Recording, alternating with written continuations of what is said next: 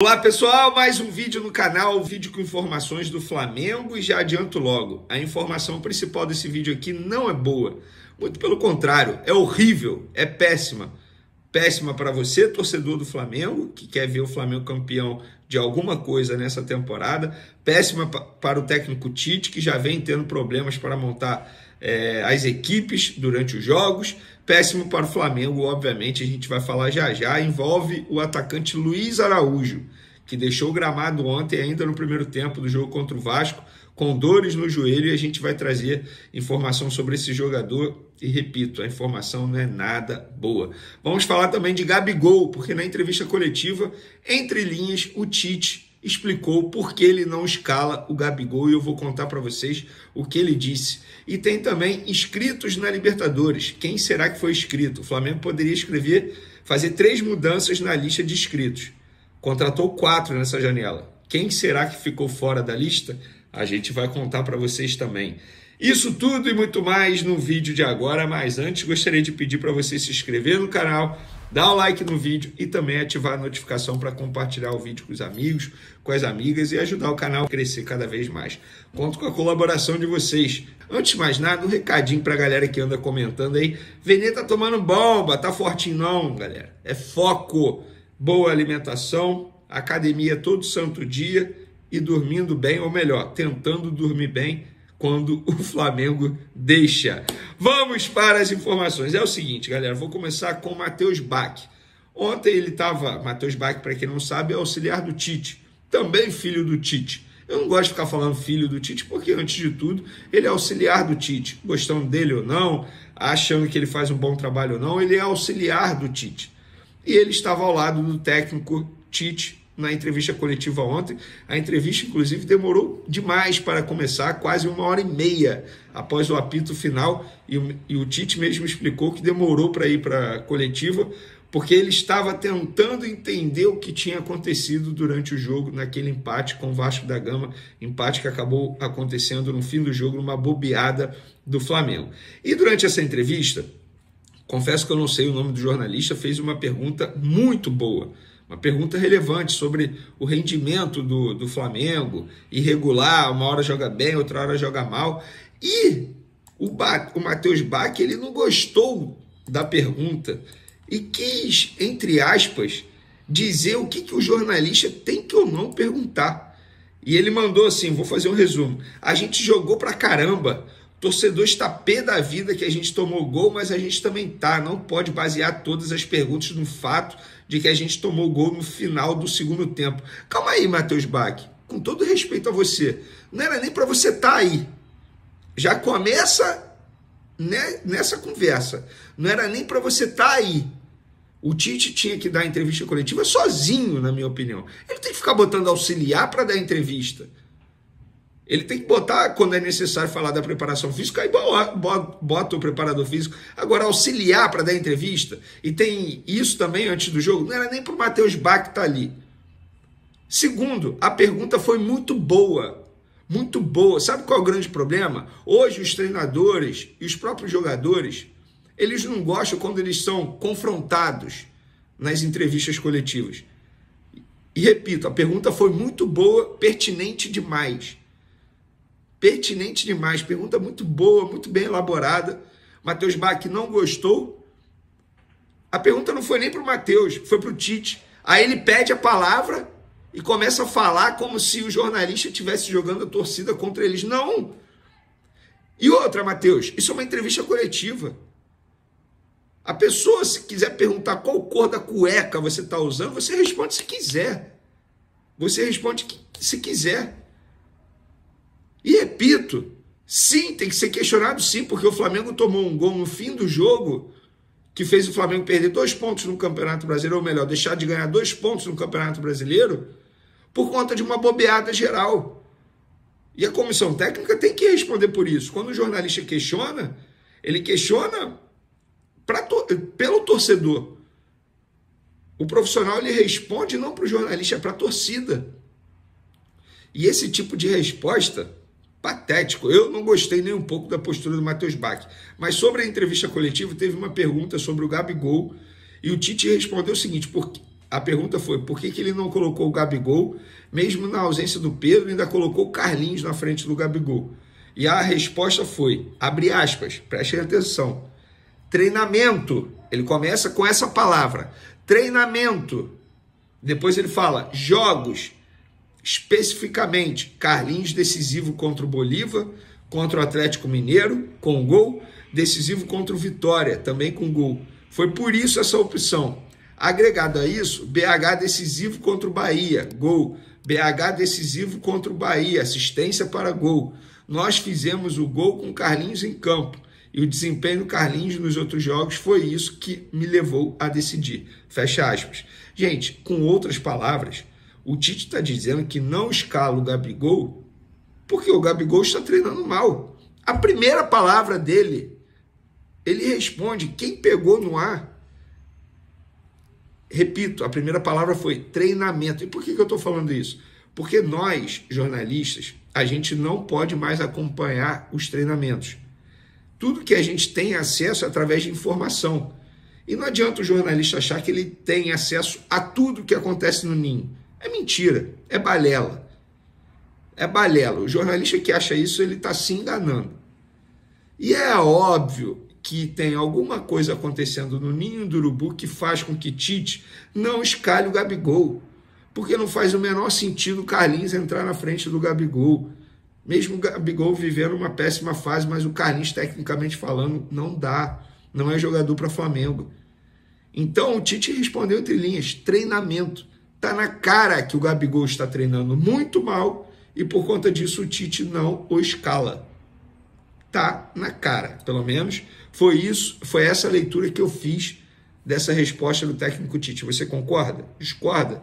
Pode comentar. Vamos lá, pessoal. O Flamengo enviou a lista de inscritos para a próxima fase da Libertadores.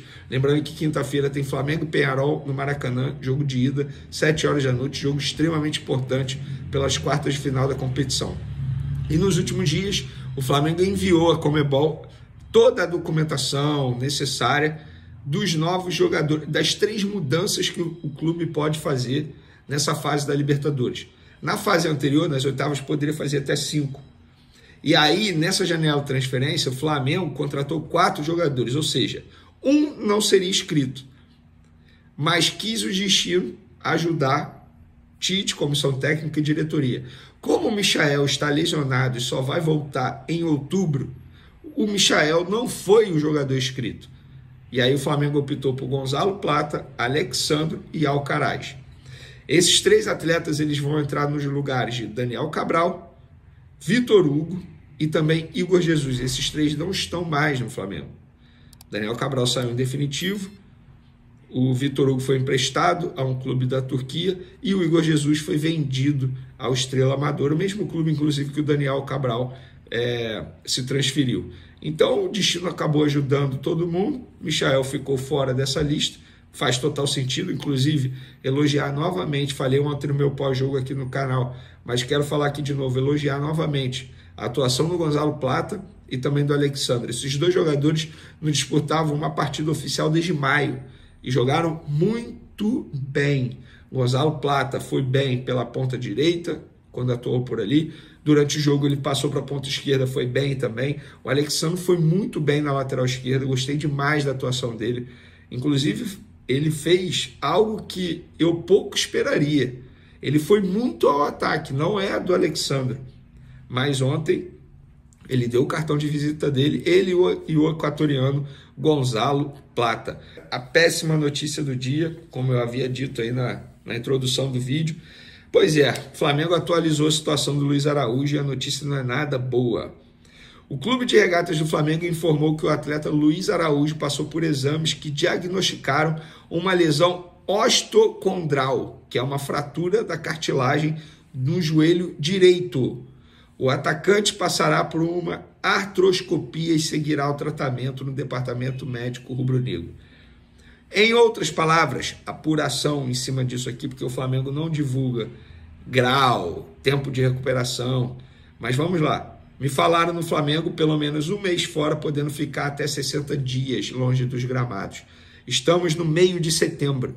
Supondo que ele volte no meio de outubro, o que é algo assim, seria muito bom para o Flamengo, mas poucas chances de acontecer. A expectativa é que ele volte aí entre 6 a 8 semanas. É um jogador importantíssimo para o técnico Tite, estava jogando muita bola. Muita bola. Jogar o Mauro Baca no Flamengo não é possível, cara. Mais um jogador fora. E dessa vez, gente, parem de questionar o departamento médico, na boa. Porque essa lesão foi uma pancada ali, não é muscular, não tem como. Acontece. Acidente de trabalho, digamos assim. E aconteceu com o Luiz Araújo. Então o Tite ele perdeu o Pedro, perdeu o Luiz Araújo, perdeu o Michael.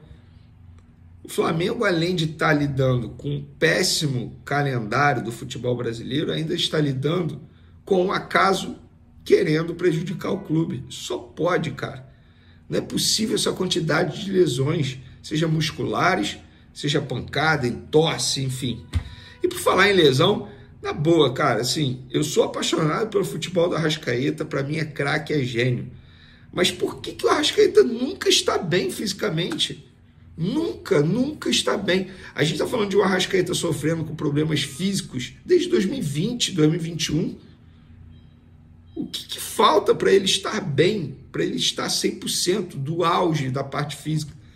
Apesar que o tempo vai passando, obviamente ele vai ficando mais velho e a tendência é que piora. Clássico dos milhões, um empate, 1-1. E olha que jogo, olha, quando acabou o jogo de ontem eu falei, é por isso que eu amo o futebol. Porque eu tava assim, despretensiosa, então eu não tava nervosa, né? É bom, e né? estava achando o máximo tudo o que estava acontecendo. E teve protagonismo do Gerson pelo lado do Flamengo e do Felipe Coutinho pelo lado do Vasco da Gama. E com seu primeiro gol no retorno ao Cruz Maltino, já no finalzinho do jogo, essa foi a história do Coutinho. O Flavini que tava lá, acompanhou a partida e na volta eu quero saber o olhar de Pedrosa em cima do jogo do Vasco e o olhar de Vene Casagrande. Ih, não tá sorrindo. Rodou o VT. Fala, Flavinho!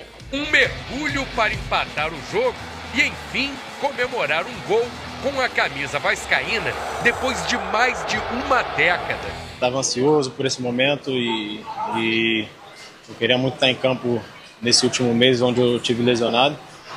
Mas agora já passou, tô de volta com o time e muito feliz hoje de ter marcado meu primeiro gol num clássico como esse. Jogando aqui no Maracanã, com minha família toda presente, então saio daqui muito contente. Foi uma noite de estreias no Maracanã. Alexandre Plata pelo Flamengo e Jean David como titular pela primeira vez no Vasco. Alexandre mostrou logo serviço com uma boa jogada que o Plata não aproveitou. O equatoriano tentou de novo, mas jogou para fora outra vez. Na cabeçada do Pulgar, Léo Jardim confirmou a ótima fase que atravessa. Já o Esforça vacilou e o Arrascaeta teve tudo para marcar. Só que demorou muito para definir e não finalizou. Quem demorou para chutar também foi o David nesse contra-ataque. Acabou batendo pressionado e acertou o travessão. No lance, que a arbitragem deu impedimento. O estreante Plata voltou a aparecer no segundo tempo, servindo Bruno Henrique, que acertou a trave. O Flamengo pressionava e depois do cruzamento do Alexandre, Ortiz cabeceou no travessão. Até que o Gerson caprichou e colocou no canto do Léo Jardim, fazendo justiça ao time que jogava melhor.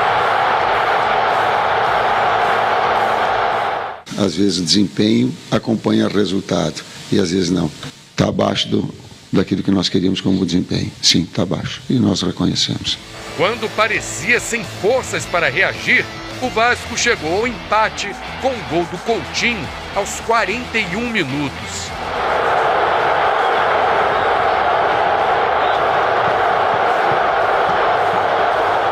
Sofremos, mas conseguimos equilibrar o jogo em vários momentos e mostramos que o Vasco tem força para jogar contra qualquer equipe. No clássico dos estreantes, brilhou a estrela do Felipe Coutinho.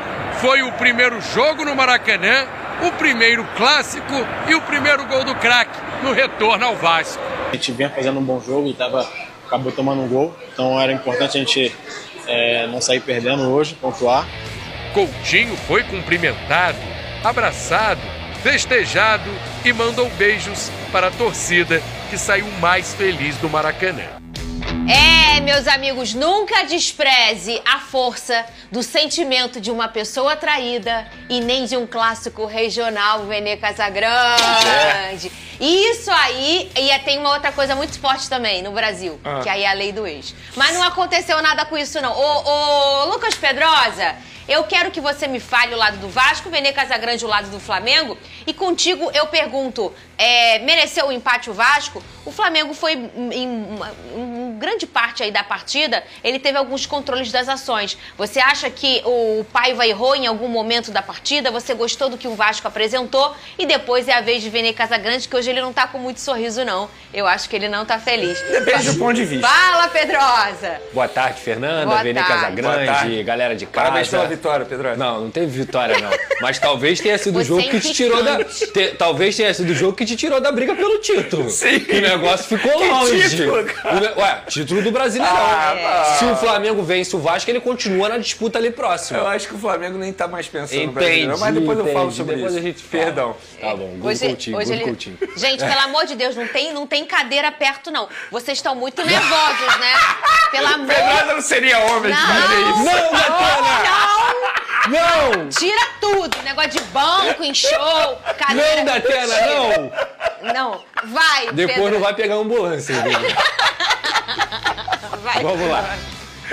Eu acho que o Flamengo foi superior ao Vasco durante a partida, o Flamengo teve mais controle de jogo, foi uma equipe mais organizada nesse sentido, o que quer dizer também que o Vasco, por exemplo, no primeiro tempo teve uma postura defensiva muito bem postada, tá? Não só o Léo Jardim fazendo uma belíssima defesa, mas, por exemplo, o Maicon fez um jogo maravilhoso, jogou demais, inclusive o Bruno Henrique não jogou no primeiro tempo, justamente pelo poder de marcação do Maicon. Paulo Henrique e o Hugo Moura também, monstros, fisicamente, conseguindo preencher espaço, conseguindo ser muito importante ali naquela saída de bola do Vasco, e aí esse foi o grande problema. Ontem o Vasco, na verdade, pra mim, com o Jean Davi, o Payet e o David, não teve a condição de segurar a bola no ataque. Toda hora era bombardeado no controle de jogo do Flamengo. O Payet numa partida muito abaixo do que se espera dele. O Jean Davi não entendeu o que é um clássico Vasco-Flamengo, entrou em outra intensidade, apesar de eu achar bom jogador, estava muito fora da partida. E o David é um cara também que ajudou muito na recomposição, mas com a bola ajudou pouco. Isso fez também com que o Verratti ficasse isolado. O Verratti, que é o principal jogador do Vasco,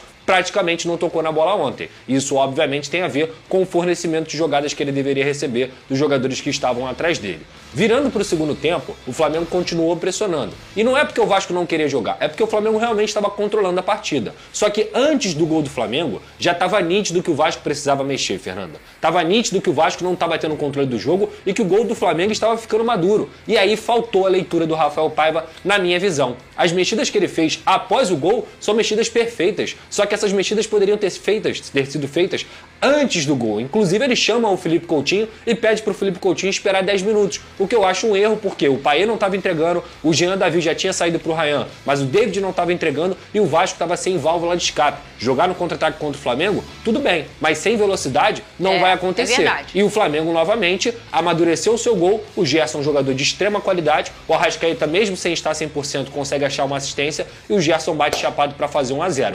Depois que o Rafael Paiva mexe no time, o que acontece? O Vasco cresce no jogo. E aí o que eu tenho que destacar aqui é a luta desse grupo. É como os 90 minutos contra o Vasco são longos. Porque se a gente for pegar as últimas partidas no Campeonato Brasileiro e na Copa do Brasil, o Vasco não desiste nunca. Então assim, eu acho que o Flamengo jogou melhor que o Vasco? Jogou melhor que o Vasco. Merecia a vitória? Talvez. Só que eu quero destacar aqui o poder de reação. O Vasco nunca se dá por vencido. E esse gol do Felipe Coutinho veio justamente nas 4 trocas que ele fez. Ryan arrancando pela direita. Emerson Rodrigues conseguindo fazer o cruzamento para o Pumita Rodrigues. Depois o Puma Rodrigues dá assistência, inclusive batendo para o chão, uma assistência difícil, e o desmarque do Felipe Coutinho, a qualidade dele para pisar na área e fazer o seu primeiro gol com a camisa do Vasco nessa volta. Um gol muito importante, um gol de um craque, um gol de um cara que passou por momentos difíceis aí nos últimos dias e que conseguiu novamente ser o jogador que ele sempre foi. É um cara que é muito diferente e, sem dúvida alguma, realizou seu sonho também, né? Porque ele sai daqui falando que o sonho dele era fazer um gol no Flamengo no Maracanã. E ele volta e calha do seu primeiro gol ser diante do Flamengo no Maracanã para evitar a derrota do Vasco. Leituras de jogo erradas à parte, o Rafael Paiva chegou ao seu 6º jogo sem saber o que é perder no Campeonato Brasileiro. E, obviamente, o bom trabalho do Vasco passa pelo técnico Rafael Paiva. Vênia Casagrande, é a sua vez. Eu quero saber se você tá feliz ou triste. Você gostou do Flamengo? Achei uma boa atuação do Flamengo. Então, Fernandinho, eu brinquei... Olha a música que botaram pra você. Eu brinquei aqui, depende do ponto de vista, porque de fato depende do ponto de vista. Eu acho o seguinte, o Flamengo, se a gente for parar e analisar, o Flamengo fez uma boa partida. Eu acho que o Flamengo merecia a vitória a todo momento. Em determinado momento do jogo ali, o Vasco até pressionou, mas acho que se a gente for parar e analisar todos os 90 minutos do jogo, eu acho que o Flamengo foi merecedor de ter a vitória. Só que no futebol não existe a meritocracia sempre, a justiça nem sempre vai prevalecer. Tanto é que, a partir do momento que o Flamengo vacila num lance, totalmente despretensioso, a verdade é essa, o Vasco foi lá, aproveitou e conseguiu botar a bola na rede. Mas no primeiro tempo e no segundo tempo, acho que o Flamengo foi muito superior. Gostei do jogo coletivo, dessa vez não tem como culpar o Tite pela não vitória, a verdade é essa, porque o Flamengo trabalhou muito bem, foi um jogo coletivo pela segunda partida seguida. O coletivo do Flamengo, para mim, foi o grande destaque, foi assim contra o Bahia, foi assim também contra o Vasco. Obviamente, individualmente falando, tem o Gerson, que novamente jogou muita bola, não só pelo gol, mas no meio de campo, ele comandando o meio de campo. E ele já sabe o tamanho dele, né? Ele sabe, exatamente. E a parte física é algo que me chama muita atenção, porque é um jogador que, além de estar jogando muita bola, no ponto de vista qualidade, também tem na quantidade. Olha quantos jogos o Gerson tem na temporada, está jogando muita bola. Infelizmente, o Luiz Araújo precisou ser substituído depois de ter sofrido uma pancada no joelho. O Arrascaeta acabou entrando e depois ele foi substituído porque a programação nem era para ele jogar tanto. Sim, você tinha dito isso nos seus canais antes do programa, ele ficou jogo, cerca né? de 70 minutos em campo. A programação era ficar no máximo 45 minutos. Ele mesmo pede para sair, Ele mesmo pediu para sair. E aí entrou o Gabigol no lugar dele. Muita gente questionando o Tite. Depois a gente pode até falar sobre isso. Mas a partida do Flamengo foi uma partida muito boa. Então, olhando o copo meio cheio, eu acho que o torcedor ele pode ficar feliz pela atuação, pelo desempenho. Obviamente, o resultado, se a gente for parar e analisar, não era o resultado que nem o Tite imaginava. Tanto é que na entrevista coletiva ele fala que ele demorou mais de 1 hora para dar a entrevista coletiva porque ele ainda estava no vestiário tentando entender o que tinha acontecido. Sim. E o que aconteceu foi o seguinte, foi a falta de concentração dos jogadores ou até mesmo um excesso de soberba achando que a vitória já estava encaminhada, sendo que eles esqueceram que do outro lado tem o Vasco da Gama, que é um time muito resiliente. A verdade é essa, a grande virtude do Vasco com o Rafael Paiva é nunca desistir. Os caras são muito resilientes. Eles sabem do limite deles, eles sabem da qualidade deles, eles sabem o que eles podem entregar. E eles nunca desistem. Eles não desistiram. Tanto é que eles conseguiram empate. Mas de maneira geral, Fernandinho, te respondendo, gostei do Flamengo, da atuação do Flamengo. Do resultado, eu acho que não foi justo. Eu acho que o Flamengo merecia a vitória. Mas, repito, no futebol nem sempre a justiça vai prevalecer. Você diz no tamanho do tempo de controle de jogo do Flamengo, exatamente, né? O tempo maior foi controlado pelo Flamengo. O Flamengo botou 2 bolas na trave, por exemplo. Exatamente, mas o ponto é o seguinte também, o Flamengo tem o Luiz Araújo e aí troca pro Arrascaeta, o jogo muda bastante. Não é pra melhor ou pra pior, o estilo de jogo muda. E depois troca, a saída do Arrascaeta também muda mais um pouquinho. Você pediu pra gente separar o início da origem, a origem exatamente, do gol, desculpa, do Vasco da Gama. O que você queria comentar em relação a isso? Cadê? Porque muita gente está crucificando apenas o Léo Pereira. Olha aí, ó. Eu acho que o Flamengo jogou bem coletivamente falando, mas quando sofre o gol, também sofre o gol coletivamente falando. O erro da jogada começa com o Léo Pereira, que ele estava lá no ataque porque a jogada tinha sido um cruzamento. Então ele estava lá, beleza, ele poderia ter pego a bola, ter tocado para o lado, ter segurado mais o jogo. Primeiro, ele tentou ir ao ataque, depois ele cavou uma falta, totalmente errado. E também a gente pode ver o Wesley, que é lateral direito, estava fazendo o que lá na ponta esquerda? Uma desorganização total. E logo depois a gente pode ver o Everton Araújo, o volante, teve a oportunidade de parar a jogada, fazer uma falta e eu acho que ali faltou experiência do jogador, sim, ele acabou não fazendo isso. E depois a gente pôde ver a bobeada, a falha de marcação do Alexandre, que não soube marcar o Felipe Coutinho dentro da área. Mas eu acho que talvez nem tenha sido culpa do Alexandre. Quem era pra estar lá era o próprio Léo Pereira. Porque o Fabrício Bruno ele ficou perdido e, entre aspas, sozinho na jogada. Então não acho justo crucificar apenas um jogador. Eu acho que foi um erro geral. Um erro de concentração, excesso de soberba, falta de marcação, falta de desorganização. Mas nessa essa daí eu não vou culpar o Tite. Muita gente culpando o Tite por conta disso. Acho que o Tite não teve culpa. Acho que foi muito mais falta de concentração dos atletas numa jogada geral. De tudo isso que foi dito, Pedrosa, pra mim o menos culpado é o Alexandre. A gente sabe que o Coutinho é um cara que ataca muito bem os espaços. A gente tá falando ali na qualidade também do adversário. Olha isso, o Everton Araújo. Desculpa, Fernando, de te cortar. O Everton Araújo. Se ele puxa o Ryan, ele poderia ter feito a falta. Ele ficou correndo atrás do cara cerca de 10 segundos. Mas eu acho muito forte a gente botar e apontar só isso. Eu achei bacana que você apontou o todo. É isso. Mas a gente tem que entender que, jogador só. Mas nesses elementos também tem a qualidade do adversário. A gente tá falando de um bom cruzamento do Pumita, que não é um cruzamento fácil. Aquela bola ali poderia morrer nos pés de vários laterais. Tem a velocidade do Ryan, o garoto correu muito com a bola. E o Coutinho, que atacou muito bem o espaço. Fala, Pedrosa, a sua opinião. Esse gol é característica do Vasco, tá? Você pode pegar os últimos 10 jogos do Vasco, você vai ver gols assim, com contra-ataque rápido, com velocidade. Inclusive o gol do Atlético Paranaense, que o Vasco faz em São Januário também, é com o Verratti indo lá atrás para poder fazer essa saída de bola, com o Ryan arrancando, com o Emerson Rodrigues arrancando. Então, assim, eu concordo com o Vene. Pra mim, o grande erro nessa, se eu fosse flamenguista, eu ia ficar chateado ali. Primeiro, o Wesley na lateral esquerda. O Wesley não tem que estar ali. Sim. E o segundo erro é, o Everton Araújo tinha que puxar o Ryan aí, ó. Se ele puxa o Ryan aí, acabou o jogo. Não, e o Léo Pereira não pode cavar uma falta. Concordo. Inclusive, o Gerson até deu essa entrevista no final do jogo. Eu discordo completamente, que ele falou que acha que foi falta. Não foi absolutamente nada. O Tite também falou isso. Não foi absolutamente nada nesse lance aí, ó. O Léo Pereira sente a carga e se joga. Olha lá, ele se joga agora. O Matheus Carvalho nem encosta nele praticamente, ele se joga. Depois o Vasco consegue. Olha quem começa a jogada. Olha quem começa a jogada. Pode soltar. Solta aqui. O Pumita, que dá assistência no gol. Termina lá no final. Isso não é por acaso. Isso é do time do Rafael Paiva. O Rafael Paiva é um cara que consegue fazer essa equipe, principalmente no segundo tempo, ter essas transições rápidas. O Emerson Rodrigues, ele poderia ter errado aí, mas ele consegue fazer um lançamento. Olha esse domínio do Pumita, como é difícil. Como é difícil. E o Felipe Coutinho não desmarca. Pra mim, o cruzamento do Pumita é a cereja do bolo. Né? Eu também acho. É porque, assim, ali vários jogadores no lugar dele teriam ou não dominado, não teriam conseguido dominar, sim, ou não teriam conseguido cruzar daquela forma, porque com tantos desafios, desequilíbrio. Ele não cruza normal, ele bate pro chão. Essa é uma grande qualidade do Puma. Muito Só bem. Só pra finalizar meu comentário em cima do Flamengo, acho que a outra boa notícia também são as estreias do Alexandre e do Gonzalo Plata, tá? Sim. Estrearam muito bem. Verdade. Jogadores que não entravam em campo em partida oficial desde maio. Eu fiquei, assim, preocupado como que seria a atuação dos dois. E o Gonzalo Plata, ele atuou bem, tanto no lado direito quanto no lado esquerdo. Fiquei com medinho, porque ele ficou toda hora mudando durante o jogo. Toda hora que ele tocava na bola, eu falei, esse cara é o veloz, personalidade, esse gostei cara é o dele catiço. Também. Então, assim, tem a boa notícia também, né? Não é só a má notícia. Muito bem. O Flamengo vive uma situação delicada no segundo turno do Campeonato Brasileiro, ocupando apenas a 13ª colocação, com saldo negativo de gols. Em 7 jogos, o rubro-negro somou apenas 8 pontos, resultado de 2 vitórias, 2 empates e 3 derrotas, números bem abaixo do esperado para uma equipe que almeja o título.